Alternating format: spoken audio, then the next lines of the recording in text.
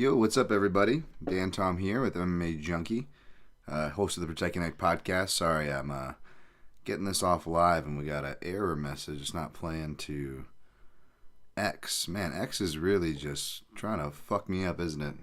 Just killing my videos. Can you guys hear me? Rios and Truesdale, what's up? If you guys are at least with me on YouTube, that's great at least. But yeah, I don't think we're playing on YouTube or on Twitter, so let me be my own producer here. But if you guys can do me a favor and give me feedback, if you're seeing me and saying, yes, Dan, we see you live, hello, that would be amazing. If not, I will cancel this broadcast and maybe start over, maybe not. I don't really care. So if you do, please respond. If you hear me right now, any key would do. All right.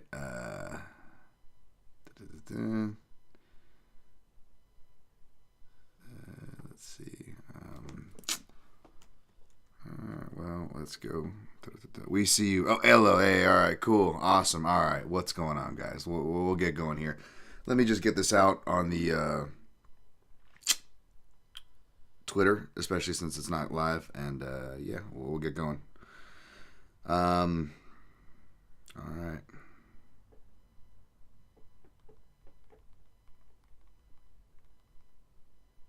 This Elon continues to fuck this place up, so no live stream Twitter link tonight, it seems, but I'm live now on my YouTube channel, and you breaking down. Sorry guys, I had to do this on air. It's a great thing not having any producers like that. Breaking down UFC Vegas fucking 94. Jesus fucking Christ, almost 100 of these. Breaking down UFC 94, it seems, but I'm live now on my... You see why it takes me so long to write? I have to read things back to myself like a billion fucking times, and now still have a typo. It seems, but live now on my YouTube channel, breaking down UFC 94. Click here to come hang and say hi. And then we'll get right into the breakdown, folks. No notes, no bullshit. Meet us on. Meet us on. Fuck Elon. And we are good to go. What's up, guys? I will stop and say what's up to you guys in the chat. You know, we got the old school supporters, the OGs, the chronic combat conversations. What's going on here for a good time, not a long time? Lazy bed, we still go. Yes, sir. Apologies. Project Protect You Next, son.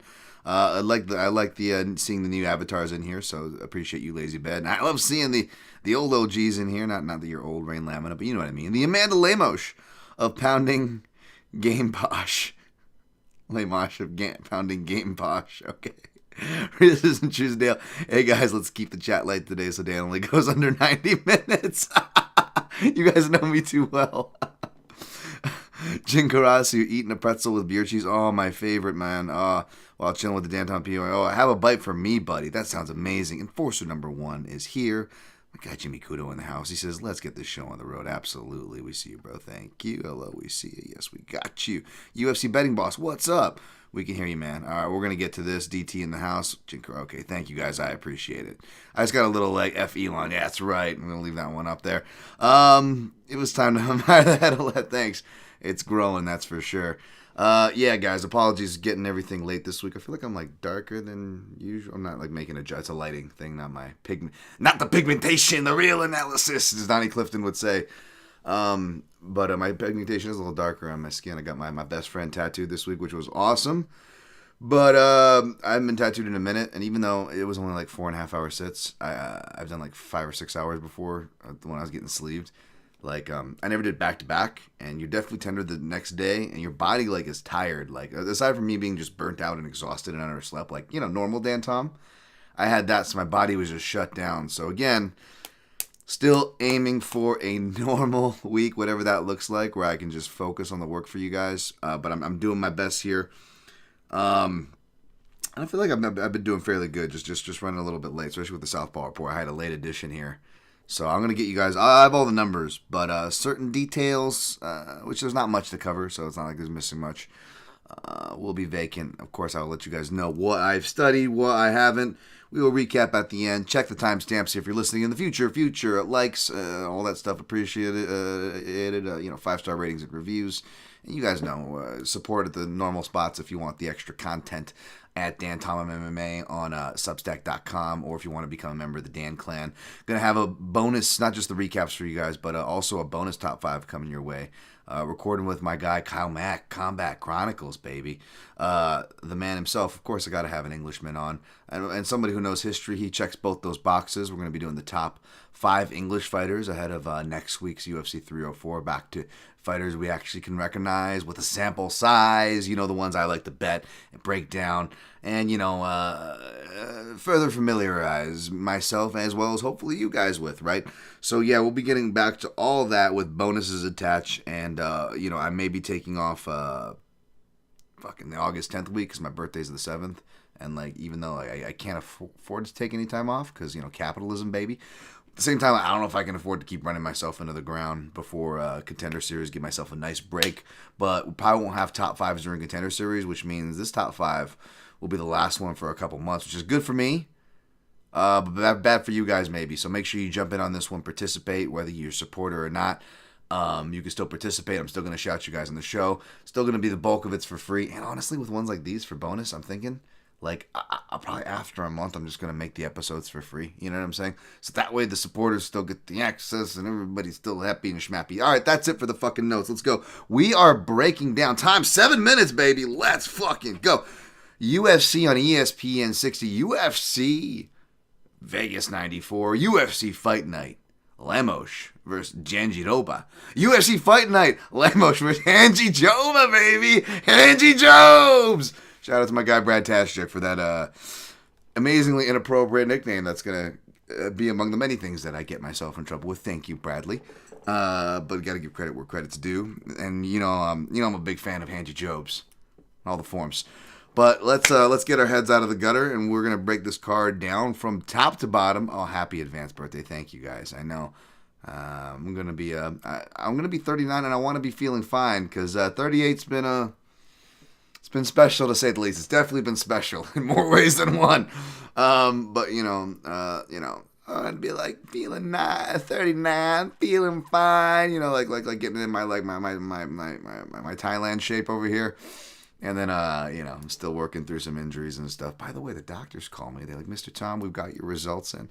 It's not a blood test, folks, so relax. Nothing like that. But I am fucking worried because it's like, I'm like, it's, even though, we'll see. Knock on wood for your boy, but hopefully back in the gym bringing joy. Let's bring joy this weekend, whether it's through cashes or fades. I don't have a high expectation.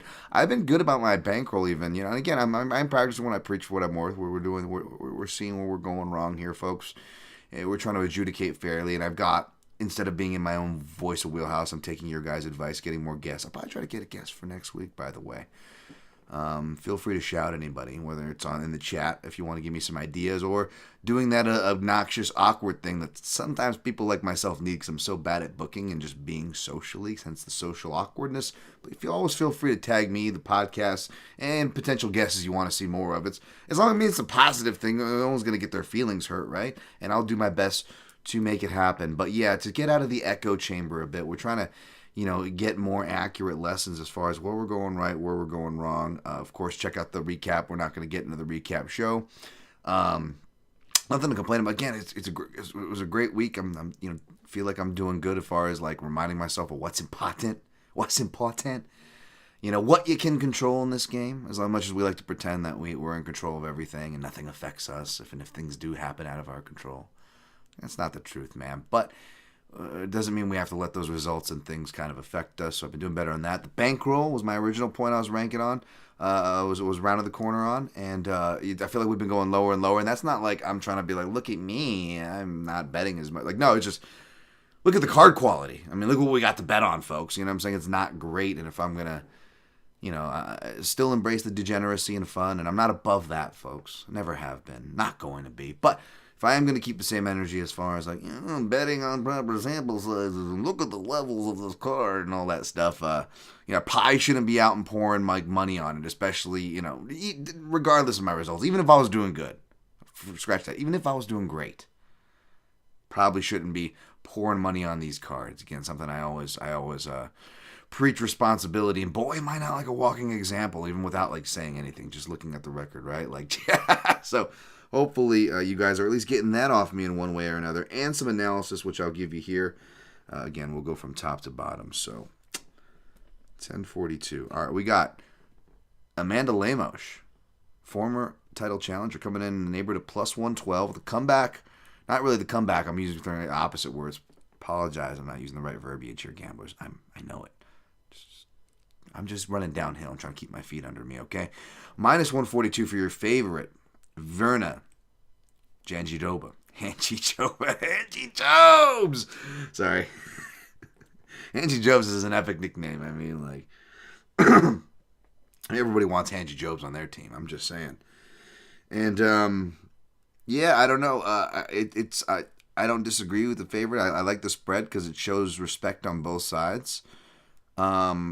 If anything, I'm seeing more action on Lemos, anecdotally, but we can never really go about that, right? Like, we can always say, or you always hear said, everybody's betting this way, but the line ain't moving, and that's just way too tricky of a game to really play, and way too, tricky.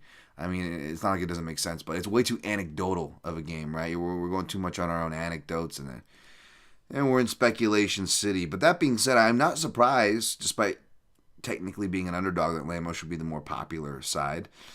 She is technically the older fighter, at least by 2 years, what it shows as far as the reflection. I'm not sure if that matches the birth years as well. It doesn't always, but there's a 2-year difference. And 37 isn't young, even for the younger divisions. And even though we're more lenient on the females, right, because they can age a little more. Given that they don't have the miles, maybe the later start times. The division as a whole and their metas are still, I think they're past the Chuck and Tito days, like where WMA is at in comparison to. And I'm trying to be like rude or whatever. I'm just trying to like kind of give an analogy here, right? They're probably more, they're more into the I don't know. Maybe I was watching this shit earlier, like BJ Penn, Jens Pulver, Tough, Pearl at the Palms. We're starting to get into the gold. We're starting to get into the golden age, right? For UFC, like that's kind of where the women's timeline trajectory is at. So you get more of the Randy Couture, so to speak, right? In other words, a little more flexible what we're seeing, right? Specialists can thrive. If you just got wrestling, right? There's an example. It's like the mid-aughts. We're still in the mid-aughts, basically. I said this the other week. I don't know if you know if it was my show or not, or if I was on Anik. By the way, shout out to Anik and Florian podcast. Those guys are shout out to Cody Merrow having me on. Those guys are all way too nice. Big Ron Pellegrino, Ray Longo. I was just trying to fucking shut the fuck, as much as Dan Tom can over here, not talk too much and just enjoy myself, which I did. So hopefully I did the first part, though, and I got some positive feedback from y'all. So hopefully you guys enjoyed it, and that was just way too kind for them to have me on there. But yeah, back to this matchup though. If you got wrestling, for example, right, it can take you a long way, and we see that with Handjijoba, right? And like if you kind of look at the common threads of her losses, it was both athletes and commensurate grapplers / wrestlers, if not better in certain areas, right, were the ones to beat her. And Carla Esparza was a hell of a first fight, right? I know she was an Invicta champ coming in with all the world champ accolades in BJJ. Handjijobes was, but that's a difficult fight. Again, you guys know I'm a Carla fan, a Carla defender. As far as back to my previous point I just made, wrestling could take you a long way in these divisions still. And even though Virna's nothing she does is pretty, she's very dogged and determined, and that actually makes her quietly one of the more consistent fighters. But because she looks goofy and, it's like there's a hierarchy, there's like the bro hierarchy. Oh, it's gay, we don't like that, bro. Oh, we don't like WMMA, bro. If we like WMMA, it's got to be a good fighter, bro. Oh, I don't know if we like, back to not liking gay stuff, bro. But if we like the gay girls, it's going to be the more meaner gay girl with the crazy tattoos and the more buff stuff and the more athlete, And it's just like, there's a certain, this repetitive, you can kind of see the hierarchy where it's just like, it's the same shit. It's like, if you're a goofy looking, doesn't matter if you're, gay or not gay, if you're a guy or a girl, if you're a goofy looking motherfucker, right? Like, you are, there's something to that, right? Like, there's a reason why people freak out if even though I'm a good, gentle partner, I suck. I look like I suck. I actually suck. But if I even just have a modicum of success in a match, my partner, half the time, especially if they're not like somebody decent on the mat, or experience, knows me or whatever, just have good manners or whatever, they'll start freaking out because they've assumed by my looks that they're gonna get a certain package, right? And that's just what it is. That's just what it is. It exists in life, whether we like it or not, folks, right? Whether it's right or not. And that's what you see here, because again, it's just like, okay, they're both this, they're both that, and like, you can kind of make yourself go crazy if you stick to these stereotypes, which is always dangerous to stereotype, right? Even the ones that I joke about, which is MMA gambling Twitter, right? But there are certain common threads that it will funnel down to, and at the end of the day, there is this weird human thing that we all have, where like, dude comes around looking like Brad Pitt, could be the dumbest motherfucker in the world, but if he looks like Brad Pitt and he tells you like, nah, man, you should really unbuckle your safety belt before you go above, anytime you go above 60. What are you doing? You might be like, should I? Like this guy looks like he knows what he's talking about. So, I think Verna is long-winded, but I think Verna is definitely a victim of that. And me, I love, again, from a betting perspective, not just from a Dan Tom hipster perspective, but from a betting perspective for the dreaded V word of value, right? Shout out to Joey Odessa. You don't want to, it's like a cursed word almost. But yes, the V word value, it's like, there's something to that, right? You want to, like, listen, I didn't condone Colby Covington, a lot of the stuff he was saying on his run, but when he was in that air quote prime run of his on both popularity and wins, we were getting some arguably discounted lines on Colby Covington, weren't we? Because again, I wasn't a fan of the shit he was in, but because of the shit he was saying, like, you have to understand that, that there, doesn't mean it's the way to go, bet your bank account, this is what's going to happen. Of course not, it's MMA. But you also have to understand that rather than, oh, he does look stupid and piling on the whatever dumb joke train, immature joke train that we're all guilty of doing. I'm not above it, folks. I'm just saying that you see, oh, this person looks like a dude, or whatever stupid, ignorant bullshit that we just beat with a horse out there. Hey, rather than do that, it's like maybe not only not, do that to maybe be like somewhat of a decent human being. Okay, forget that. How about just for a selfish profit reason then, if you don't give a shit about any morals, right? Or both, God forbid, maybe you can be a decent human being and take advantage of some money opportunities. Does that mean Usman-Thomas is going to win despite being favored to win here? Of course not. But I'll tell you what, though. She is the superior wrestler. I'll tell you what, though. She is the superior submission grappler. I'll tell you what, though. She is the superior grappler, submission grappler in the small cage. And you guys know I love to go at that angle. Furthermore, even though, the striking is terrible and the defense is poor, she really looks like she has good durability. I mean, you could say she hasn't faced a ton of hitters, but who's a real hitter in the, in these divisions, right? And we've seen her take really heavy, not just punches, but even a head kick that really was clean, and it definitely lost her the round. It was Hibash, I believe, where, I think, she's arguably winning one of the rounds. I think it's a 2-1 fight. She's arguably, and I went through and I watched this one recently. I'm just so, my brain is, folks, sorry. Forgive me. I was actually watching tape. I was probably watching this one while I was getting needled on the chair, so, it wasn't like I was all fun and games this week for your boy. I was working while I was getting my fucking skin tire up.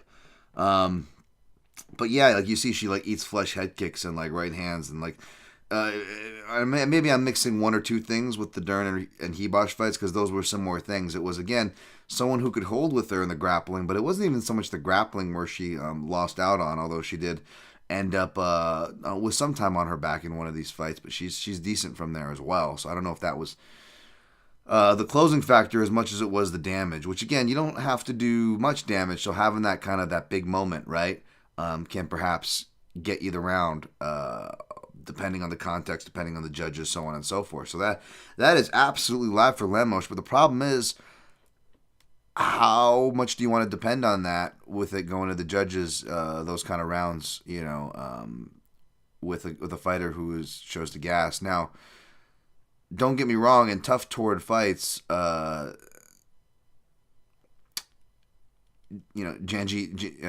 HANJIJOBA doesn't exactly look like prime Diego Sanchez out there, right? But something tells me that she could even look worse than she is, and she's going to be one of those fighters that's just like still dogging it out and making it happen, like a late round Damian Maia or an Andre Petrovsky, right? Where they're gassed, but they're still making things happen. And you can kind of trust that statement to a certain extent too, because again, even though it's not pretty, she goes out and she fights to her strengths. She knows what she's good at. She's got plenty of options. She's got reactive shots in the open. She's got counter shots in the open off of kicks. She's got chains off of the clinch. She's got trips. She's got guard pulls, full guard pulls. She's got half guard pulls, the sit up to singles like Damian Maia. I mean, that's more options than most men fighters have in a lot of the lighter divisions, just naming it off. Now, are they pretty? No, of course not. So we don't give her credit for it, right? Back to my original point. But does she have them? Yeah. Does she go for them consistently? Yeah. Do they work? Yeah. Yeah, unless, we're talking about, again, fighters that should be stylistically tough matchups, and then you mix in a little bit of the striking opportunism that I spoke of, right? So, yeah, I feel like she performs right where she's at. And Lemos, she will show, whizzers and underhooks and turn when appropriate and whatnot, but there's still a lot to be desired. She's not, what do you call it? Covering the head. That note's for Jung Young Park on his takedown defense. But Lemos, it's more. Oh, here's Turtle. Yeah, it's more when it gets to the ground in the scramble. The turtling is still hardwired into her, despite having paid for it, right? Not like by submission, right? The submission we see her get submitted by Andrade is a standing one, but I'm just talking about, as far as the positional dominance, the riding points, re-entry points that she allows for, and obvious submission threats you allow for when you turtle. And Virna-Jandiroba, most of her submission wins are by rear naked choke. She's a dogged back taker, so she can take that back and kind of bank the round that way, right? And get some great optics there as well. I think she's going to get the submission. I officially picked by round 3. I think rounds 2, 3, and 4 are going to be the hot rounds. So what I did was, I don't really like much on this card, and I don't blame anybody for not liking this fight. But maybe it's one of those things where it's like, the ambiance of being at a high school dance or a junior high dance or whatever, the weird theory of it being darker, and then you got the context of maybe you're in a room full of a bunch of, 5s to 7s, so the 4s start, the 3s and the 4s start to look like 6 and 7s, right? And then one thing leads to another, and we got 1.5 units on Virna-Jandiroba at minus 130. You know what I'm saying? So that could definitely be something. That could definitely be something that I regret, Does Max Hollywood say maybe the cupcake doesn't taste good? That Drew Dober ad did not taste good last week, right? So this isn't an ad, and this is a well-thought play with reasoning, but that doesn't mean anything. I could still lose, believe me, folks. What do we? I was joking, don't be negative. Like when I finally won my second event, the Alex Perez event, after not winning to the beginning of the year, it was 10 events, right? And I'm like, oh, maybe we only have to go another 10 events. Maybe I don't have to go 10 events next time. Well, I think I'm 2-19 or whatever. So either this is going to be the 9th and could be the 10th. So that's going to be some real cruel shit, because I definitely deserved to learn that lesson again for the 10th. Either way, folks, it's my record. I got to fucking wear it, right? What am I going to do? What am I going to say at this point? Although, again, let's keep playing the fun game of, speaking of Drew Dober, and that was a legit stoppage. Durden-Silva, oh my God, big fan of his. We praise him on the podcast, so no hurt feelings there. But again, if we're playing that funny game, where's the injuries at on the podcast? Where's those stoppages? Where's the up on the cards and then it getting stopped? Maybe not by injury, but just something else that's kind of a random. Again, we're playing this game. God damn, do I have the highest hit percentage, don't I? It's amazing. So yeah, we got 1.5 units on HANJIJOBA's minus 130, and then it's going to be pretty much 2-unit exposure. Because I was thinking about putting 2 units in general, just to set it and forget it. But again, we've got late round possibilities that are legit. So I went. I wrote those numbers down wrong. And I might regret this for getting greedy. But again, HANJIJOBA's 1 TKO is HANJIJOBA's is more of a finesse game, if you know what I'm saying. Her 1 TKO is a broken arm, right? HANJIJOBA's broken arm. I mean, I don't know what you want with the irony there. It wasn't her broken arm too, which is extra ironic with the Kanako Murata fight. But yeah, it's all submissions. So I went for the little bit of the extra juice, and I went HANJIJOBA's round 2 sub plus 1,000. HANJIJOBA's round 3 sub plus 1,400. HANJIJOBA's round 4 sub plus 1,800. 0.17 U a piece. So that's 1 ducat, just over 2-unit exposure on that fight. And I won't lie, I'll probably put HANJI sub in the round robin, because you're actually getting decent numbers, almost like 3-1 in some houses, which is higher than I thought. I thought I was going to be like, plus 175 to maybe plus 210 at most, and everything seems to be north of 2-1 there. All right, I'm going to check out the chat real quick and then move on to the next fight, because I know you guys were talking about that one. Boom, boom, boom, boom, boom, boom. Good stuff on the Anakin Florian watch. Oh, thank you, Lazy, but I appreciate that feedback, man. Again, those guys are awesome. I was just happy to be there, brother. Ghost Phantom, portion number 2. Did a lot of tape study on Amanda Lemos last year. Yes, you did, sir. Why it was so frustrating watching Mackenzie Dern not use her jab and use a smart game plan against Lemos. Yeah, absolutely. And Lemos isn't exactly impervious on the feet, too. I kind of, in the effort of speeding, blew by this. But one thing I noticed is not just that she can get countered by kicks for wrestling, and that HANJIJOBA's can counter kicks for wrestling and can just hit counters when fighters come in hot.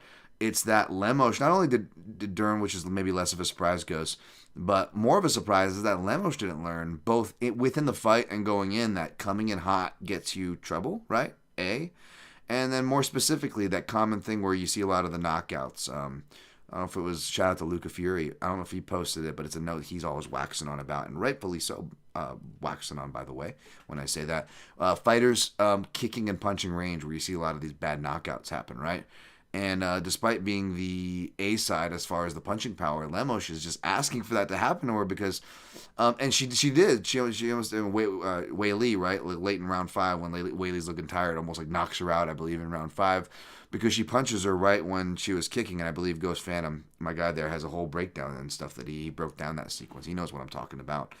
But you see that still, whether it's by punches by Dern, the wang swanging and bing bop banging, getting the judges looking wanging with their, thinking with their wanging, scoring for Dern. Like, yeah, I mean, even those were hitting. That was pretty good.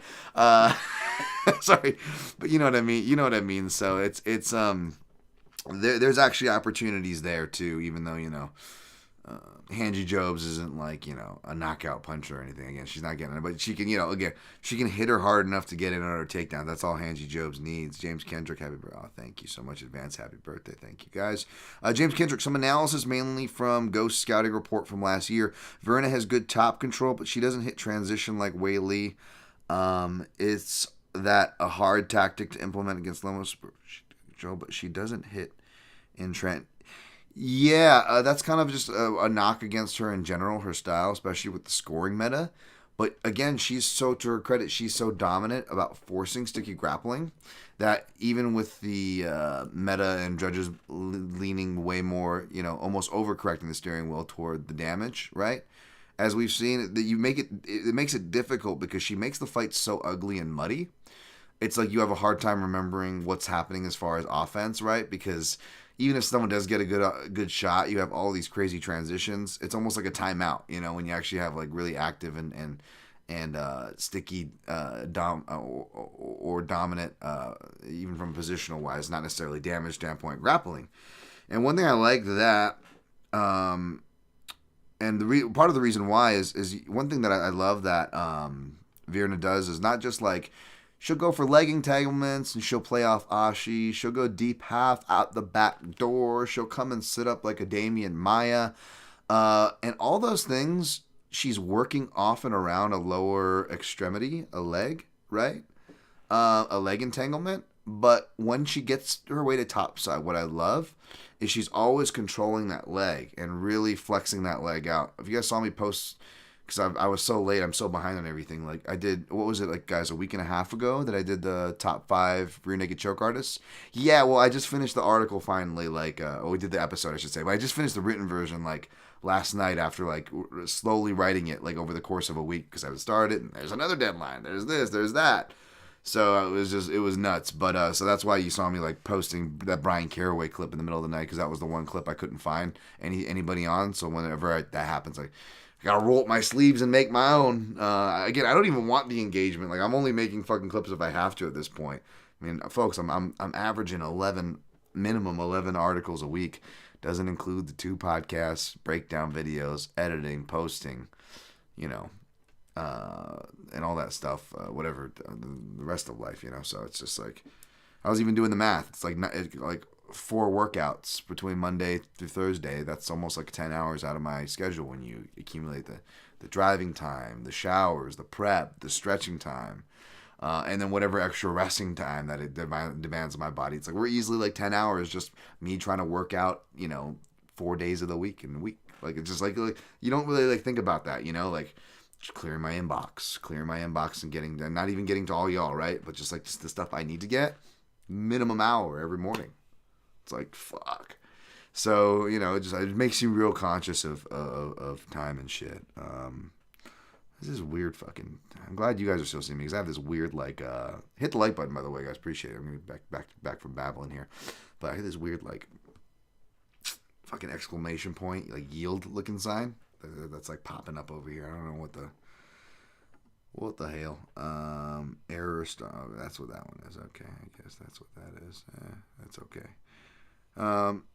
But yeah, she if you saw the Caraway thing, sorry, that's why I was right in the corner too. Stay on target. If you look what Caraway's doing, I love it because he's not just doing like the Khabib trying to wedge himself between his fighter and the cage, getting off to their side, looking for the cross wrist ride, aka the Dagestani handcuff, right? But kitty corner from the cross wrist ride side, he's doing cross control, that cross control, right? Like if you are, so for example, if it's like a standard turtle where it's more straight on, where they're like a tabletop and you're riding on one leg, you got one leg ride, so to speak. If you're going to go for a cross wrist ride, you're going to go for some cross control, right?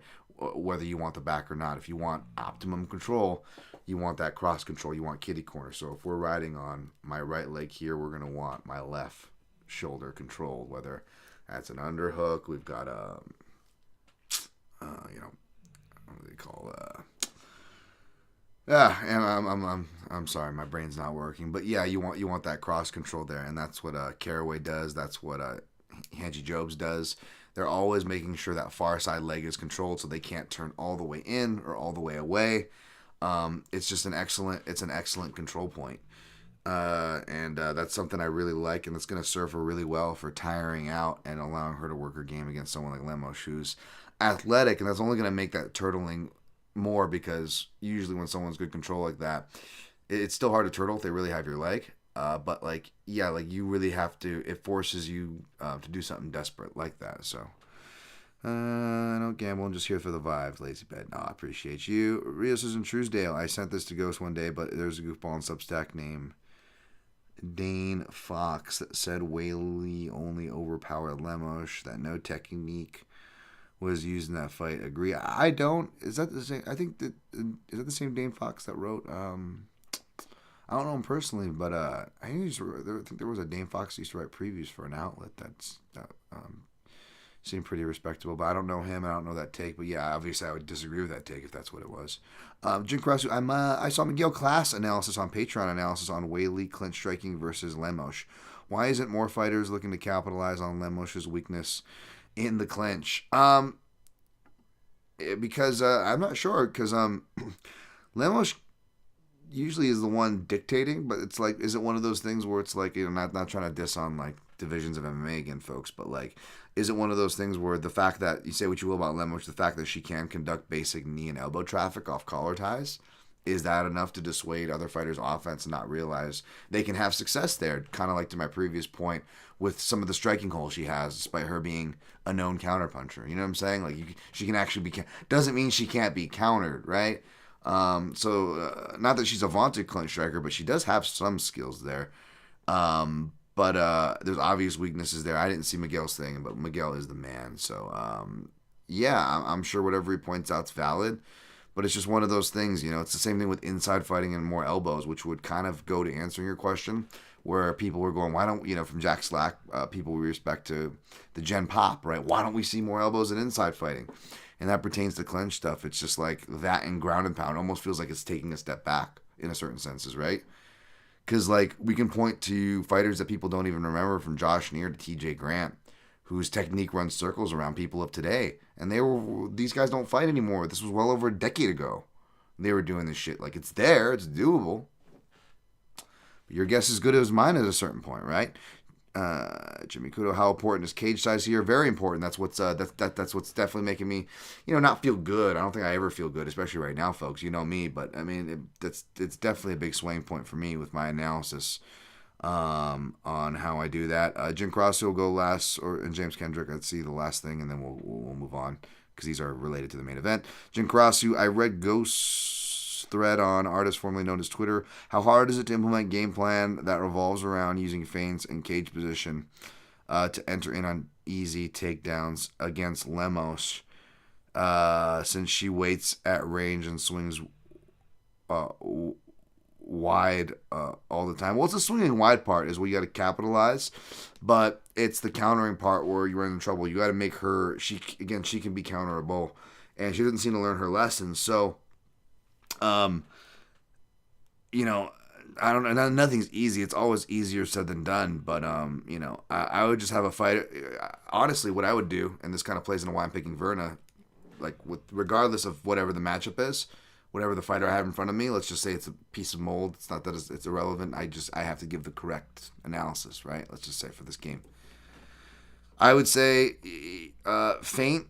You don't even need good jabs. You don't even need to hurt her, even though you can counter. She shows that she's counterable. I'd say peck at her. Peck, and make her want to return at you. Safe pecks are where you can't, you know, you're not fully committing to the jab, so you can't get cross countered. You know, more like pecking jabs mixed with feints, real at distance stuff, and she will eventually get frustrated and come toward you. And when they do that, you can change levels underneath them. It sounds super basic, but it's hard to do. It sounds super basic, but you know whose super basic game actually fits that mold? Lemos-HANDJIJOBA. That's what she does against all her opponents, regardless if they're Amanda Lemos. So, I mean, thank you for that's actually a great question, because it segues even and hopefully proves even more of a point. Again, doesn't mean she's going to win. No, of course not. We don't know that, folks. I don't know that. But it shows perfectly why I'm going to pick her to win. All right. Between Verna, Dern, and Weili, who do you think? This is James Kendrick. Between Verna, Dern, Weili, who do you think has more athletic? I'm only going to do one more question, folks, and if there's any more on this, I got to push through. So I apologize. Let's can almost hit the. I will answer to the monetaries. But you guys are normal. I'll try to get to you guys regardless. You guys know what I mean. Weili, between Verna, Dern, and Weili, who do you have as the more athletic back taker? Because Dern never took Lemos' back. Wow. Weili's the most athletic back taker for sure. Rain Lamina, swinging and banging the judges with their wanging. Absolutely. Oh, shit. Dan Tom on one screen, RNC on TV2. Hell yeah. What's up, Chris London? All right, we're going to move on. Co-main event time. We got Brad Tavares, Jung Park, Iron Turtle. Turtle. Oh, Turtle. I love how Hobocop says Turtle. Turtle. Minus 172, Brad Tavares. My boy. What about your boy, Brad? My other boy, Brad, plus 134. Obvious bias here with my guy, Brad Tavares, man. Dude, I don't know if he still has the blonde, but he was rocking like some Chucky Oliver's blonde at one point in camp. Looking good, looking like he was having fun and good spirits. I always love seeing Brad at the gym. But bias aside, I feel like he's a live dog here. I don't necessarily disagree with who's favored. More importantly, I feel like you could make arguments either way, but I think the spread is right. Not in other words, it's not too wide or anything, right? Because this is going to be a deceptively close fight. Jung Young Park, both guys are very similar as far as like their games and what gives them problems in a general sense. In a general sense, boy is well-rounded, like the most overused word, but boy is well-rounded, a great way to describe both guys. And as far as how they work, but what works against them, it's kind of the same thing too. It's outlying athletes, in the divisions, right? They both lost to Holobaugh-Kruschewsky, or these kind of outlying forces, They both lost to kind of the new generation chin cardio bullies, Duplessis for Tavares, who he did go the distance with, whereas Jung Young Park got finished by Fluffy Hernandez. No shame, but, right? Even in fights like, you look at like the splits and stuff, even if they shouldn't have been splits or whatever, or majorities, whether they should or shouldn't have, who are those against? Even in Iron Turtle's wins, that was against the Teflon Don, right? And Chukwi and Eric Anders, again, big athletes. Of course, Tavares, athletes, whether it's big barbarian athletes like Tim Bosch or just insanely agile athletes that were on their championship runs like Robert Whittaker was, right? And then, you got Shabazi in there, but say what you will about Shabazi, but that guy's an explosive athlete who catches you just right. And then that's probably one of the more, suspect ones. But then, even that still fits the bill, in other words. You know what I'm saying? And the thing is, neither of these guys really fit that bill the other way around. I love me Brad Tavares. I'm a Brad Tavares defender. But you don't hear me being like, Brad Tavares is a knockout artist. You know what I'm saying? He's not a one-shot knockout artist. Could he get it? Could he get it here? I think he could, actually. I'm actually picking him by decision officially, for what that's worth. But, I'm not discounting him, but at the same time, I'm not, being delusional, even though he's my boy, right? And I'm a big fan of, even though I don't have the bias, I'm a big fan of Iron Turtle as well. But I've been a big defender of Iron Turtle. I've been a big backer with my monies with the Iron Turtle.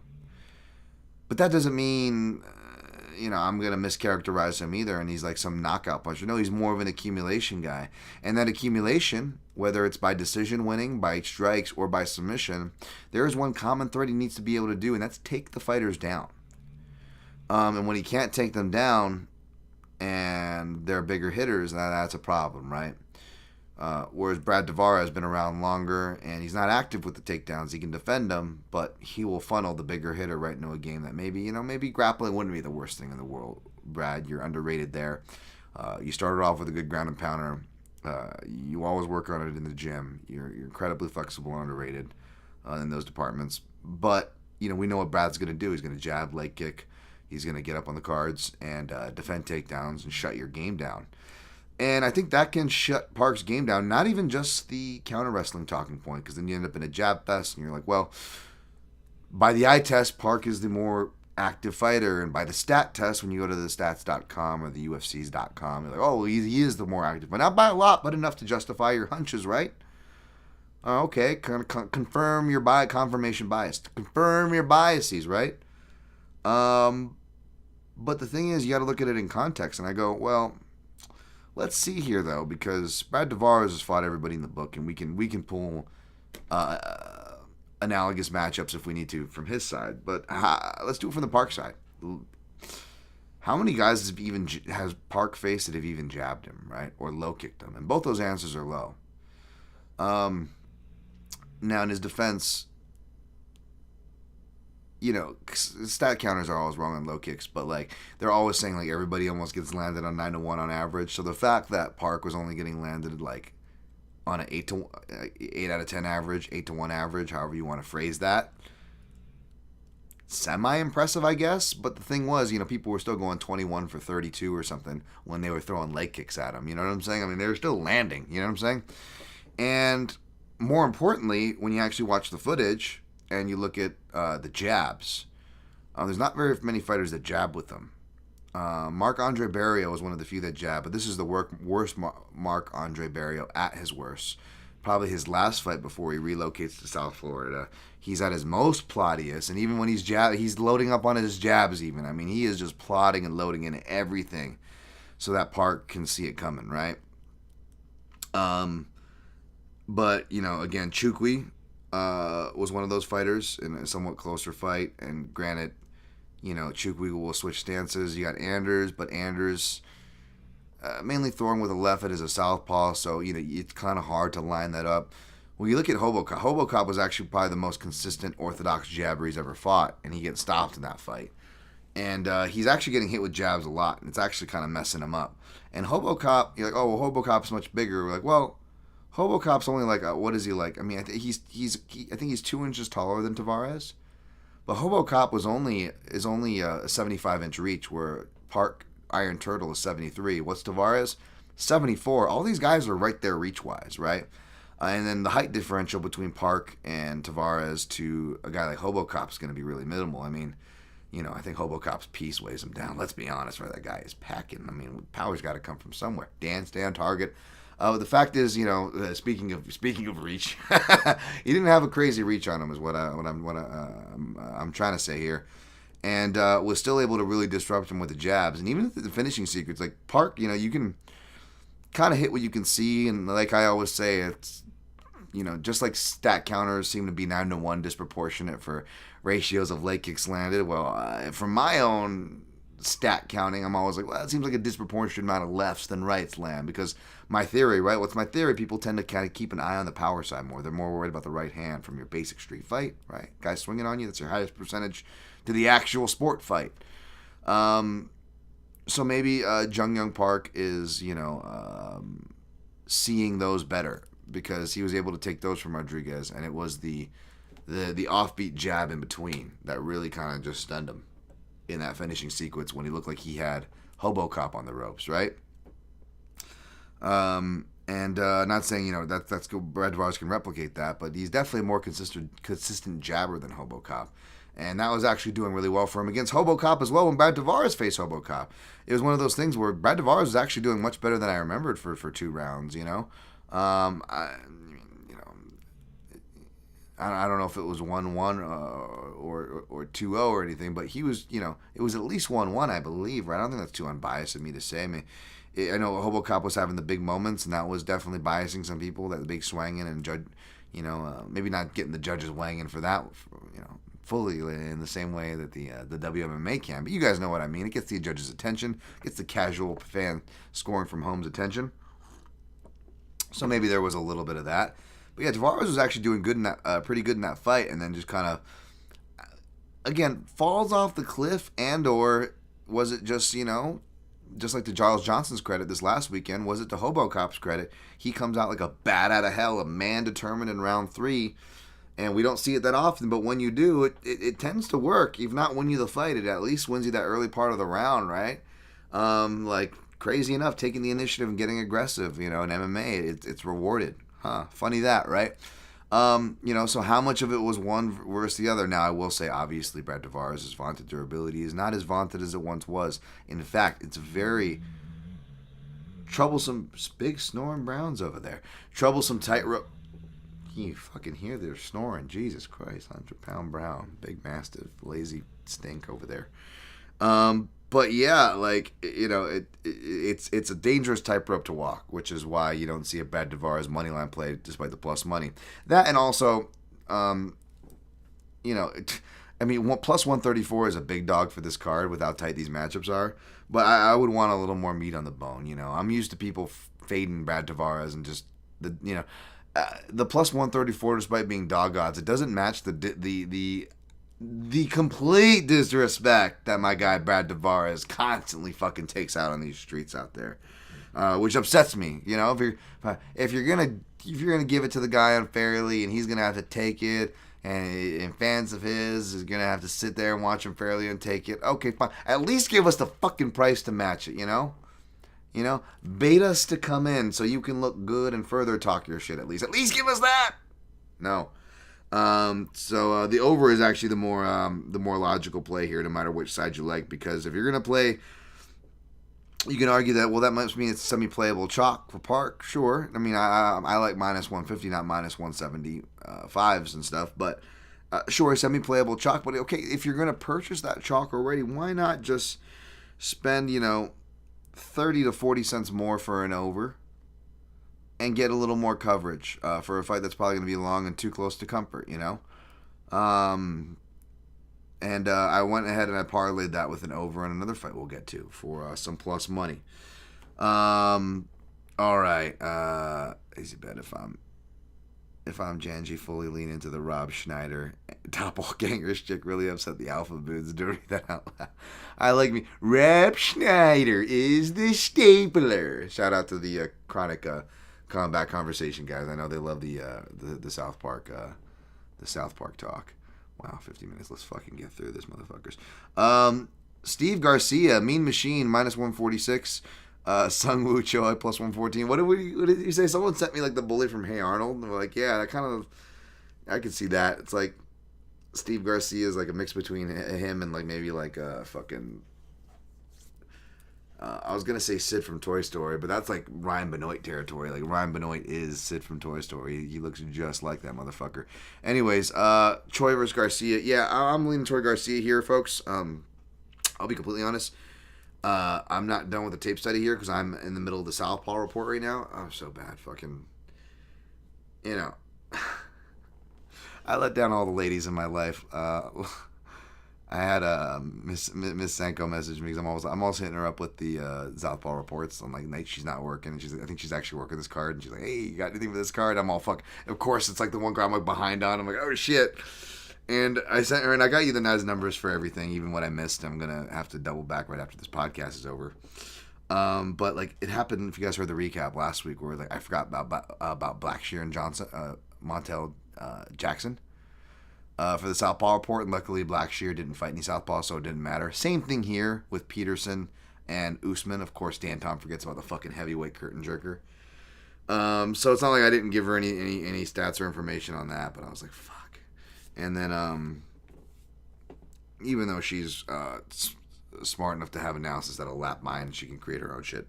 I like to also provide the clips and stuff to the members of the broadcast as well, like you guys see. So again, it's just me beating myself up for being me. So I was like, that's what I was trying to do before the show. I got off a little late. I was like, just going over that last Southpaw report to make sure there wasn't anything I missed there. As for this one, though, the Southpaw is Steve Garcia. So Sung-Woo Choi, we go look at his record. And I still got to look at, like, Holobaugh, do stance switches. And I don't think Arosa stance switched too much. He's been doing that a lot less, to be honest, this last stretch of his career. So I don't think there'll be anything there. But he is 0-2 against UFC-level lefties. That's Gavin Tucker, which I'm time-stamping now. Not a lot there. He's not even doing, like, the basic outside foot awareness thing. He's just doing the paw thing, right hand, paw thing, head kick, paw thing, right hand, left hook. Or then Sung-Woo Choi will do a stupid spin, and I'm kind of seeing, like, oh, yeah, Dan, this is why you shouldn't have picked him all those times, because there's been hints of the bad fight IQ, like, going back. This guy will spin for no reason. Doesn't really have a real reliable process against Southpaws, it's looking like. Still got to go watch his second fight, though, which is against Caceres, where he actually was doing good, if memory serves. Almost knocked him out in the round that I called for, and then just got duck under, back ticked, and choked out. But yeah, not looking like anything too promising from there. So I'm still going to finish the report, but from what I'm seeing, it only makes me lean into Steve Garcia more. Not enough to maybe pick him here, even though he is playable chalk. I just don't like a lot of the volatility that's on this card. I at least want more stylistic dynamics and familiar sample sizes, hence not so surprisingly having plays on the main and co-main as I do. So I reserve the right to change my pick, but I feel pretty confident you guys will see a Steve Garcia pick. Will I have anything on this matchup, though? That's another thing that remains, because I still have a round robin to fill. Next fight, Kelleher-Gibson, minus 138. That is a weird Brazilian name. It's not like it's not as bad as like the Mexican Zelhuba, where we've got some German post World War or during World War II migrations, if you know what I'm saying. Anyways, not throwing any shade anywhere. Just if you're wondering why you see some weird like Germanic, European, Eastern European-ish names over in the South Americas and south of the border from the States. Well, go do some history. Kurt Holobaugh, come back on in, plus 108. This was, if you can read my fluid thoughts, sadly, like the old veterans are the only guys I've been eyeballing. You know, I think 37-year-old Tavares and 38-year-old Holobaugh, whatever he is. I know Holobaugh is, known for his grappling. You might think maybe that's where he would try to get things, but he's got a lot of round one finishes by strikes, single strikes, punch on the feet, strikes and ground and pound. Follow-ups on the ground. He also hits the club and sub. Obviously, he's always live for that when he does win as well. Very opportunistic. And you look at, if you're just doing the old Sherdog breakdown, Kruschewsky has 2 losses. He can lose, in the first round like that. Now, I don't know how much weight you want to put on the Elvis Brenner loss there. I believe that might have been short notice. I still got to run some tape on this fight. And it will be on my Quick Picks and Prognostications articles. Because those get split up. So with these lovely 6-fight main cards that I love, if it's usually like 5, that means it's like 5 individual articles plus the main card, that's 6. Then I did the top 5 rear naked choke article 7. Then we got the co-main for the Action Network 8. We got Prop Squad article for Action Network 9. Alternative card format 10. Southpaw Report, which includes clips as well. 11, Fluid Thoughts article that I just referenced. 13, so that's 13 articles this week. Not including the clips that come with said articles, not including the recording of the videos for the breakdown, not including this podcast, the recap podcast that I'll do Saturday or Sunday, and we'll see how my guy Kyle's feeling. He's kind of feeling sick right now, but we're actually scheduled to record that this Friday night, so tomorrow night. So I'm just like podcasting 3 fucking days in a row. So yeah, a lot of stuff, and then your boy, go easy on your boy when I'm behind and I didn't get to something. There's a reason for it. It's not because I'm not working hard. Not that you guys are saying it. Relax, man. No one's attacking you. Leaning Kurt Holobaugh here, but even if I pick him, folks, I doubt you're gonna see like 1 unit on Kurt Holobaugh here or anything like that. I think I know what I'm playing, and I'm gonna be able to give that to you guys. And for the most part, minus the round robin. So maybe there'll be something like maybe I'll put like Kurt round 1 in a round robin or something stupid, especially if that's the side I end up on, but I mean, nothing crazy here. Opening on the card, man, you got to give credit where credit's due, and I plan on doing that, although it sucks because it'll make for like a less entertaining and a less changes for my alternative card format articles, but you got to give credit where it's due to Mick and Sean for going with some Joe Silva style matchmaking, man. Back from the dead, we got a 145 opener, we got the fucking sloppy heavyweights getting buried in the curtain jerkers where they belong. Life is beautiful. Somebody flashed that picture of like the space futuristic ideal life. If the matchmakers only open with cards with 145 and 155 more often. We've got Bill Algeo minus 172, roughly not too far from the opener. Garcia-Choi plus 134 for the Korean Superboy. I love it. We're going to get to hear, who is this one? It's probably not Anik, or maybe it is. Who knows? But I'm guessing not. Probably Fitzgerald. So I bet we're going to get we'll get it either way, because this is the one thing. I'll bring this up to Anik. He'll get a kick out of this, too, because he's got a good sense of humor. But we're going to get the classic unassuming. Oh, he's so unassuming. Oh, okay, you just say it. Just say it. He's Asian. We're unassuming, I guess, just fuck it out with it, all right? God, just get, especially with like a guy like Choi, he fits the Yadong Song and the Zhang Wei Lees, if you want to balance it out and God forbid give us a little more explosive descriptors, like, can we get it for the guys that are actually fucking explosive, please? No, we're gonna be like, he looks like he could be lighting my cigarette at a bar in Thailand. Like why does it always be creepy? Well, it's only creepy with you, Dan. Well, besides the point, you know what I mean. It's got some weird undertones to it. Fair. Anyways, weird undertones aside, Yeah, real fun going back to watch Bill Algeo get air quotes stopped by Kyle Nelson. That was actually a good performance by Kyle Nelson. You got to give credit where credit's due. But yeah, they definitely could have let that one go longer. That was a really bad night. I think Gary Copeland messed up 2 calls that night, and I don't remember what the second one is. All I remember is brace yourself. I hope you're sitting down because there's definitely not minus 1,000 odds attached to this one. I was on the wrong side of that one too. I know. What? You mean you didn't? What about variance and everything goes back around a little more? No, motherfucker. I am fully bent over, taking it in the ass like fucking Derek Vineyard from American History X. Sorry for the visual. That's essentially my betting recap. I usually replace it with that link, like when you click on it, and it should just be the shower rape scene on repeat whenever someone wants to go to the record to like hate on me, so that at least they can get a laugh and be like, okay, at least this guy has a fucking sense of humor about himself. But yeah, that's essentially it. But yeah, that was rough, and it's also been rough for Algeo-Choi. You could argue though, he got bailed out from the draw. I'll be honest. So I recently just went to rewatch. It's the same thing. It's why it takes me forever to rewrite that top 5 article. I watched Algeo-Choi's fights to get an idea of how he's aged on the comebacks and what was hurting him and stuff. So, I watched like his last few fights before the Kyle Nelson and before I got to the Kyle Nelson fight to refresh myself on that one, even though it just happened last year. And I still kind of remember it. I was like, fuck. The Southpaw report's due. I'm behind on that. I want to try to get this done before the pod. And then, oh, fuck, I missed something on the Southpaw report. You're a dumbass, Dan. Because there's heads everywhere. Of course you're forgetting stuff. So then I bail on this to go put out this fire. And when I'm doing all this fire, Shane's like, yeah, no wonder you're fucking late. No wonder why shit's slipping through the cracks, Dan. No wonder what from, the missing Southpaw reports to the important people, to the fucking dog food. You made the dog food. It's sitting on the countertop. The dogs are waiting for you. You made it. You didn't forget to make it. You forgot to put it on the floor because you got pulled away because the phone and the door. Fuck. Again, I'm not. You're never gonna hear me shame anybody for living with their parents, doing the fucking Freudian shit where you're leaning too hard on your significant other and treating it like your fucking mom because you can't do your laundry, son, and all that bullshit, the typical guy shit, or whatever thing.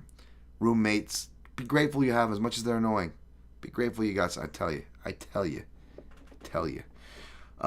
is, it's nonstop over here. Sorry, I don't know where the fuck I was going with that, but I'm going to go pick Bill Algeo here.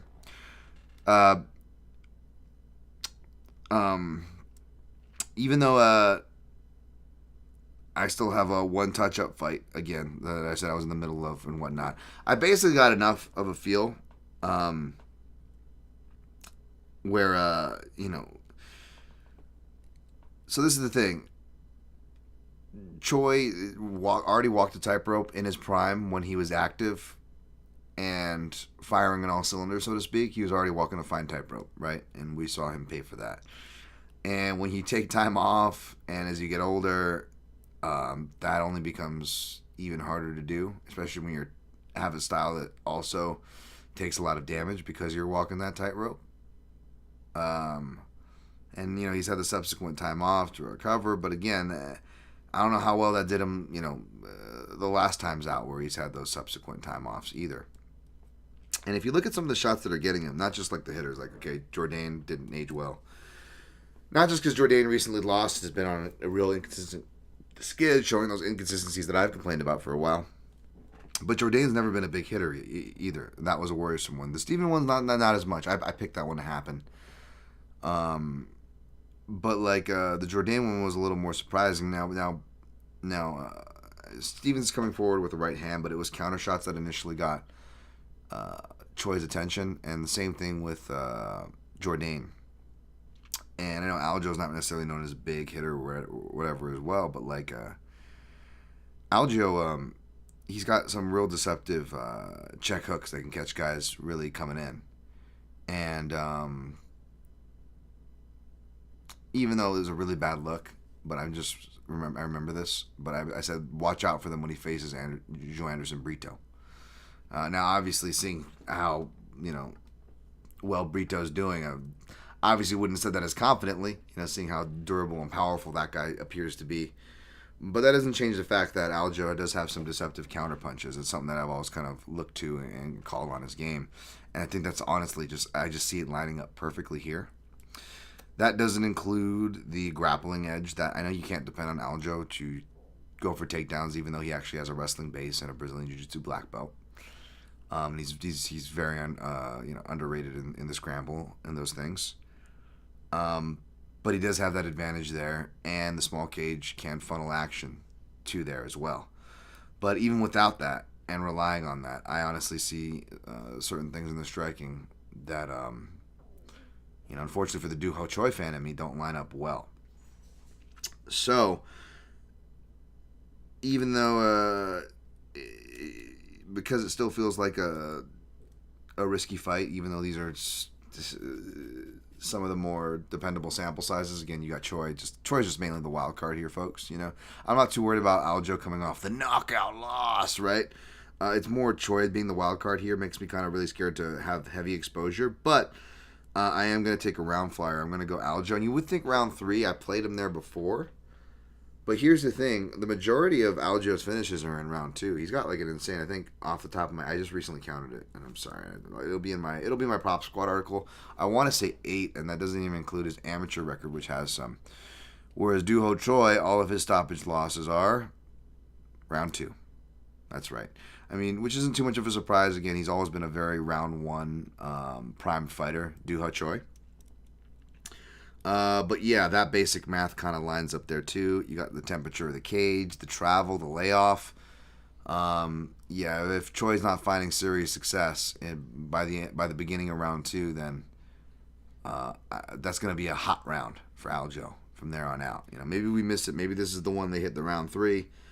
Maybe in that case, since I plan, I'm probably putting a Scottie Pippen on a round 2. Maybe I put the round 3 in the round robin, right? And then just hope one of them hits. But yeah, round 2 is going to be my prop squad. I know you can say, oh, you split rounds to be safe. Like, yeah, maybe I could. I honestly try not to abuse that, but maybe that is something to do here for coverage, especially since I'm literally at, if I might not even do a 5-leg round robin, but even if I did a 5-leg round robin, right now I'm only at 5 units. And I average 7 to 10 units per card, folks, right? I think what I do last week, only 6 units, maybe just over 6, and that was with an ad. That was with a last-minute ad, just over 6 units, right?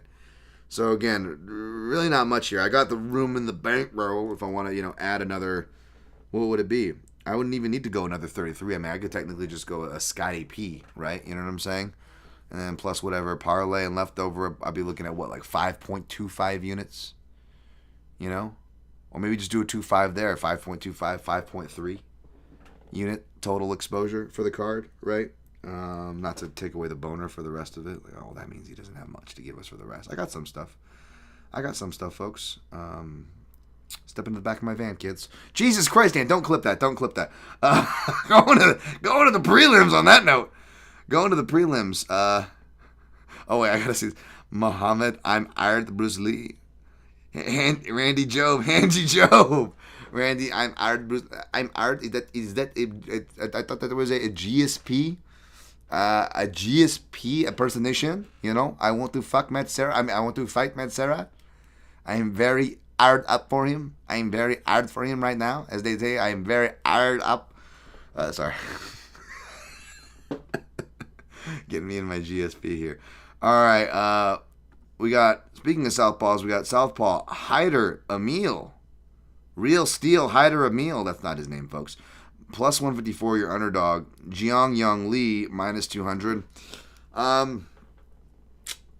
Yeah, I haven't looked into this one too much. Actually, I looked in a bit doing the southpaw report. I don't think Jiang Lee should be that big of a favorite. Not that 2-1's big. I just feel like, again, with a matchup full of tighter matchups, and he actually opened wider, so money's coming in, so I'm not crazy there. But especially when you're on a card of competitive matchups and you see a matchup that could be more competitive than you think, because it's just, again, it's a lot of unproved, unproven fighter still against weird sample sizes, right? Like, because I even went through not just UFC level fighters, I went through the road UFC fighters and even like the road organization, Korean organization, like the last fight before that, and I couldn't find any southpaws, right? That he fought. So I got, spoiler alert, I will have nothing for Jung Lee Southpaw for Southpaw Report. I'm hopeful for the kid. Not like he's going to be the next champion or anything, but like I'm hopeful for the kid, to be a fun action fighter at the very least, stereotype Koreans as they typically are very fun action fighters, but that's what I'm hoping for, right? But yeah, this is not like a chalk price tag I'm running out to play, but don't be surprised if Lee is the name for my pick. But I don't even think I would want to target anything there, and he will be in the Southpaw Report for what little that's worth. Cody Gibson minus 215, Brian Boom Kelleher plus 164. I may go Kelleher here. I need some dogs because I'm not really picking a lot of dogs, so it's admittedly that.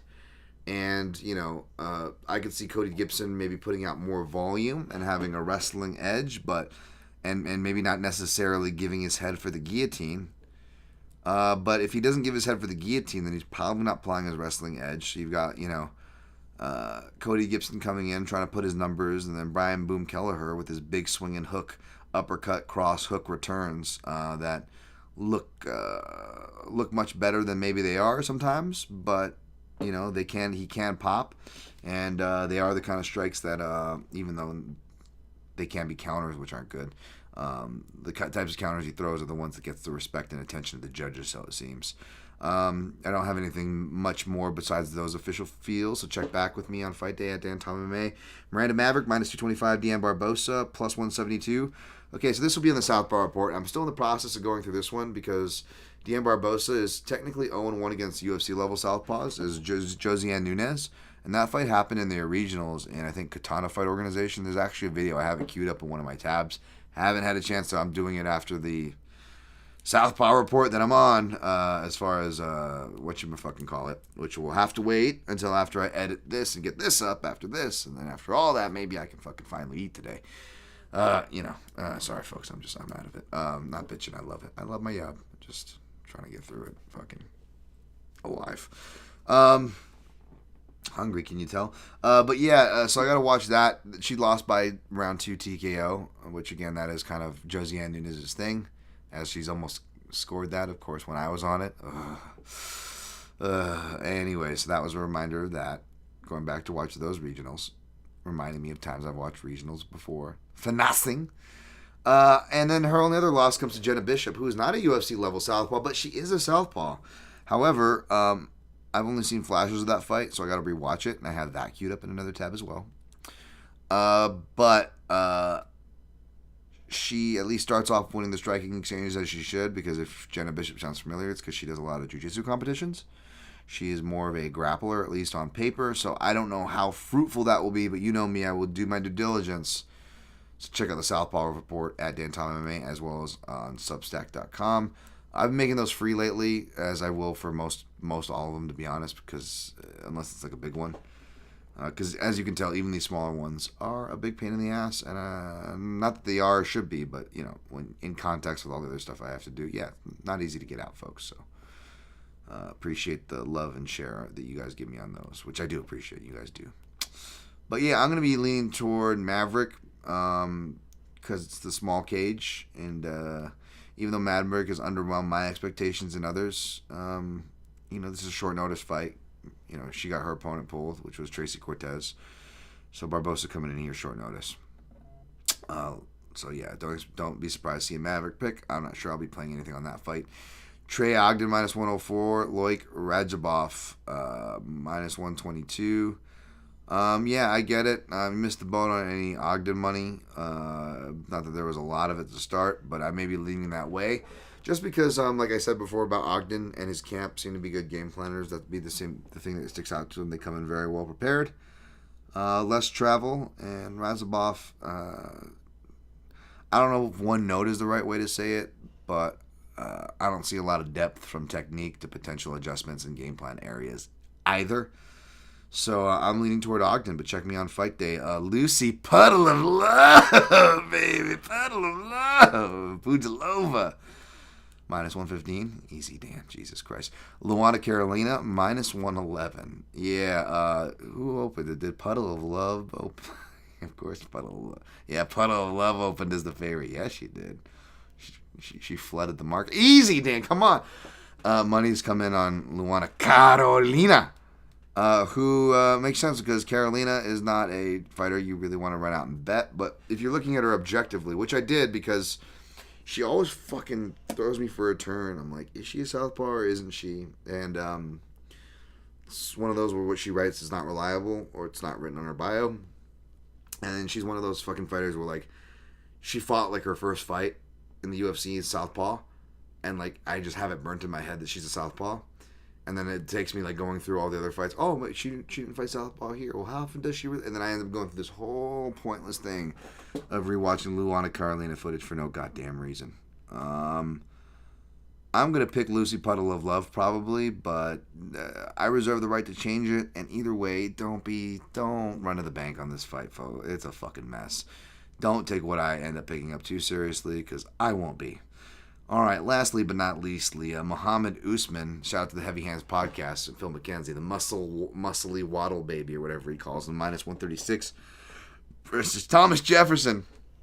Peterson, plus 106. I'll probably side with Mo Usman, just because I remember Thomas Peterson being very underwhelming against Jamal Pogues, who is a deceptive talent. I don't know if that's the right word, but you know, he's a deceptive fighter. But still, yeah, that was a kind of underwhelming performance if memory serves. And yeah, no southpaws for Mo Usman. I went and checked that, but I'm still going to watch a little more. We'll see. I don't know. I'm very busy. But that's what I got, folks. I will recap with what I'm leaning toward for the round robins after I clean up the chat. How did we do on time? 116. Not too bad, right, folks? Not too bad. Somebody said we want Dan Tom to have a 115 show or whatever it was. So, hey. This is Tuesday. Iron Turtle, the myth, the turtle. That's right. Jimmy Kudo. When would a spread be wrong? Like minus 300 plus 150, where the minus 300 favorite is unproven at one? Yeah, absolutely. Like, I mean, that's not a end all be all. Like copy and paste the number, but in the context we were talking about, yeah. I mean, the wider the spread, the more justified it better be, and we know how volatile the sport is, folks. So you better have a good reasoning for anything over 3-1, just in general. So not a bad number, whether it's arbitrary or not, my man. Lazy Bed, Jun Young Park moves up to light heavyweight to face Ming Yang Zhang in the ultimate mythical nickname battle, the Iron Turtle versus the Mountain Tiger. Book it. Yeah, that definitely sounds like an Ang Lee award-winning film there. Rain Lamina, Lazy Bed is the only one that makes sense. I appreciate his contributions here, Rain. Good shout. Rain Lamina, sign me up. Rios and Truesdale, what makes someone like Tavares susceptible to the jab? Is it his style or habit where he puts weight? Can it be fixed? I don't know if he's so much susceptible to the jab. Not that he's not, but I was talking more about Iron Turtle. I hope I didn't misspeak. But yeah, Iron Turtle has trouble with the jab. I mean Iron Turtle, not Tavares being said. Okay, thank you, Rios and Truesdale. It was you, not me. I mean, yeah, a lot of it's head movement, like your head's kind of just upright, you know. And again, not the stereotype, but we see that again. It's similar criticism with even though he's not as smooth, or even though he's more smoother, it still ends up being a similar criticism with Garcia-Choi. And the beautiful thing about the jab is you really can get some head movement off it. Even if you're not doing the dramatic body jab, you can kind of slip your head offline. And there's things you can do so where you can avoid jabs whilst still getting your own jabs off. But as we saw, you know, and granted, again, I'm going to the WMMA bantamweight, but as we saw with Pena and Nunes, you get one fighter switching up their stance or dipping with their jab, and sometimes it just takes that small of an adjustment because so many people don't do the simple thing, right? Rain Lamina, the trademark term is Black Explosive by Jack Slack, approved by Sadiq Yusuf. Jack Slack says Black Explosive a lot, but I am Black Explosive. Nice. I get it. I'm not hating on the term or whatever. I just, Dan Tom. I'm rooting for the little guy, maybe not the best term for this one, but you know what I mean. I'm rooting for the underdog, or maybe not even the correct term there. You know me, I'm rooting for the less popular thing that gets some love. You know, a little balance to the forest. Oh, Alexander Volkara, France, amazing follow. As I always say, make sure you're following him. If you're on Substack too, go check out his Substack. You know what's up, dude? Fanyo, enforcer number 3 in the house, my right hand man, so to speak. Hello, people. I'm late instead of early for this one. All good, man. I always appreciate you coming around. You know, I always tell Fanyo he doesn't even have to. He just still comes by. So that's really nice to see. Volcara fans and Fanyo in the house. I know, I'm blessed as fuck, dude. It's great to see. It's great to see all you guys. Oh, snaps. Got any puppies in that van? Oh, yeah, my pedo joke. Jesus Christ. Oh, Christ. I used to play that game back when the UFC. That's what another thing I loved about the old UFC site is like instead of the 1996 Flash design that it went to now, where you have to click like 5 clicks just to get to the event. When before you would show you the event, the broadcast, the times, the faces, the order, all on the homepage. You didn't. All you had to click was UFC.com, folks, and all your information was there. They made it simple, but it was funny. It was like you had all the mug shots. We used to play a game in the MMA latest podcast, like which headshot looks like most likely to be on to catch a predator. Ramondo Martin, I think Bill is overrated. Algeo, it could be. I don't know. I don't know. I mean, I feel like he gets hate on more. Not that I'm saying you're wrong, Ramondo, for whatever your opinion is, right? Or anybody would be if they weren't high on Bill. But I'm just saying that I feel like the general temperature on Bill is usually low. I feel like I'm always having to play defense on the guy.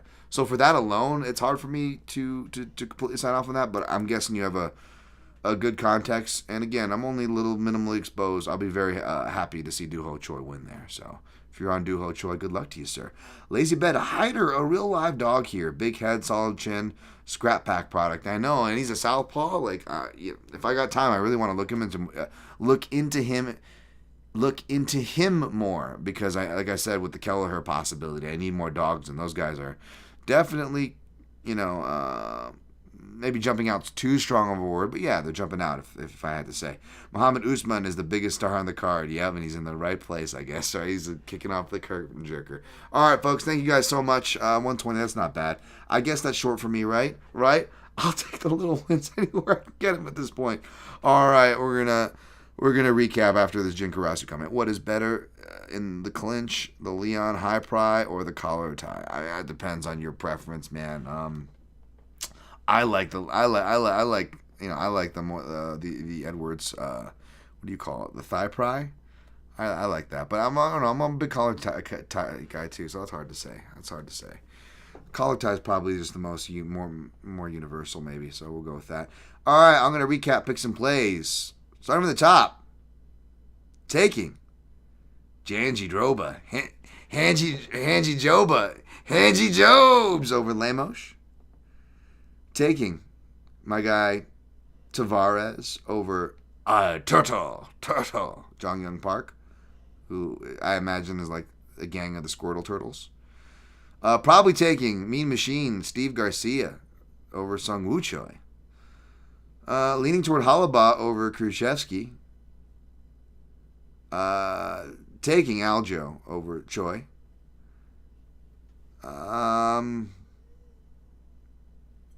Durden-Silva. I didn't even mention this one. Cody Durden minus 122. Bruno Silva minus 104. Wow, I missed that fight. I'll recap, and I'm just going to timestamp that as a breakdown, and I'm going to lump in that false start recap mulligan into the chat cleanup in the timestamp portions. Okay, so yeah, we'll timestamp this one now for all right, yeah, 123.15. All right, we got Cody Durden real quick minus 122, Bruno Silva minus 104. I didn't tape study this one yet. I don't know if I will fully. I want to. No, I did already. Wait, did I? Yes. Bruno Silva. I'm thinking the middleweight for some reason. Yeah, I'm on this over. That was my other leg of the parlay piece. How did I forget this one? Jesus Christ. Okay, yeah. So all right. So for this fight, I'll just give you the quick version. Basically, these guys trained together. Bruno Silva was the one that asked for it first. So if you think about it that way, he definitely was okay with it and probably like how the session goes. I generally don't like to play those fights because they can be weird, but the weirdness is generally more toward weirdness of, what do we say for former training partners? Regardless of who has the edge, it's over, right? Over, even if it's heavyweight, much less flyweight. Now, if there is a flyweight finish, is Cody Durden beyond shit in the bed and getting sub before that over hits? Of course he's not. That is a possibility I am living with and well aware of and acknowledging whilst making this play. And even if it wasn't a possibility, as we saw with the Van and Johnson fight, let's be honest, if there's going to be some random fucking finishes, your boy will find some way to be on the wrong side of him, okay? There are much more factors going on than that we can even account for, so why stress it and why try? Let's just break it down as rudimentary, basically, as we can. So in that instance, and I was listening to also doing the old interview tape studies too. I know interviews you got to take with a grain of salt, but I like to hear it. And yeah, Cody Durden definitely talking himself up for this one. Sounds confident, which you like to hear. I would like to take, Cody Durden as dog money when I see it, but seeing him as a favorite kind of worries me. And I guess I'm not alone there because he opened wider at minus 150. Minus money coming in on Bruno Silva. Even if the line stayed, this is a fight that I wouldn't be too anxious to take either side, even if I ended up on Silva while the dog money was still on him. I'm still going to pick Bruno Silva here, but again, it doesn't always go like the training room, and regardless, either way, I feel like we're going to get a lot of cage wrestling and clinching. And it's going to be a real ego battle of neither guy wants to lose. Again, a lot of the classic things we always talk about here with former trading partner fights, folks. I'm going to lean into that again. That's always served me well traditionally, going back before I even was, when I had that analysis piece, before I even was in MMA, much less betting it, much less, it's still holding true while I'm betting it on this worst fucking godforsaken bad streak. So we got the over 2.5 for minus 220, and I parlayed that with the minus 230 over 2.5 in Tavares Park for plus 109 for 1 unit. Okay, so that's what I got. So all right, recapping. Picks and plays 126. 6 recap. All right. Taking HANJIJOBA over Lemos. Taking Tavares over Turtle. Jong-Young Park. Probably taking Steve Garcia over Sung-Woo Choi. Probably taking Kurt Holobaugh over Kelleher-Gibson. Taking Algeo over Garcia-Choi. Back where I got stumbled upon. Yeah, taking Silva over Durden. We'll see if I end up on Amil, but right now I'm leaning toward Lee over Amil. Check me on fight day. We'll see if I end up on Kelleher, but right now I'm leaning toward Kelleher over Gibson. Not confident. Check me on fight day at Dan Tom MMA or my Fluid Thoughts article on Substack. Taking Maverick over Barbosa, but not sure I want anything to do with that one. Check the Southpaw report for more there. Coming to a theater near you. Not really a theater, but you know what I mean. I'll lean toward Ogden over Radzhabov, but not a fight that you can expect me to have much, if anything, on. The same definitely goes for Puddle of Love, baby. Pudilova, Puddle of Love. Taking Puddle of Love over Carolina. Taking Muscle Baby, Muhammad Usman over Thomas Jefferson Peterson. Not confident there. Plays Tavares Park over, like I said, 2.5 rounds with Durden-Silva over 2.5 rounds for plus 109 for a unit.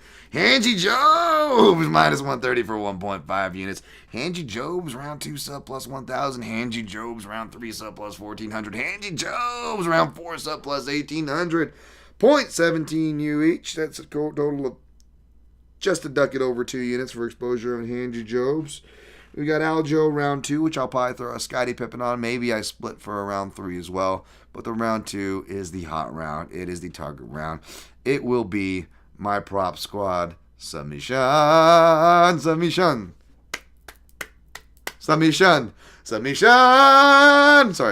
not going in the Fiddler on the Roof here, Dan. Relax. But yeah, and as far as the round robin go, I'll probably have a HANJIJOBA sub.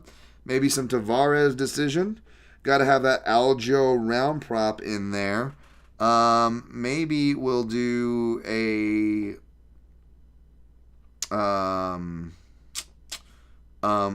full of sorry. Maybe we'll do a who is that round 1? Holobaugh round 1. You know, we'll see what the line is on there. Shit, yeah, probably that's it. I don't even know. We're probably gonna end up with just the 4. So yeah, maybe I will go and sprinkle that 3rd round as well in Algeo, because we're gonna have and maybe we still won't get to 5 units, because yeah, it's probably gonna be just a 4-leg round robin. Again, check me on Fight Day, where I'll post the picks and plays with my funny GIF themes in tow. Appreciate those of you who enjoyed the random Romeo and Juliet I threw at you last week. Ha, the Prince of Cats, fucking John Leguizamo looks like a boss in that. That's a definite top 5 Dan Tom Halloween costume there that I would love to aspire to. All right, anything else in the chat before we get the fuck out of here? Jimmy Kudo, great show. Best wishes, Dan. Thank you, Jimmy Kudo. I appreciate you so much, my man. Alexander Volcara, France. Is this Kanan guy any good? I only seen him get flattened by Elvis Brenner. I got to look more into him. Otherwise, I'd be talking out of my ass.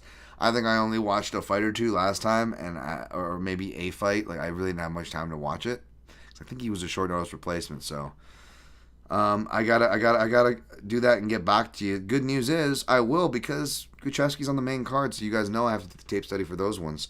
But again, between him being not as high up and not being a southpaw, he ends up being toward the end here where I'm getting to the study. So apologies. Good luck on your picks and plays.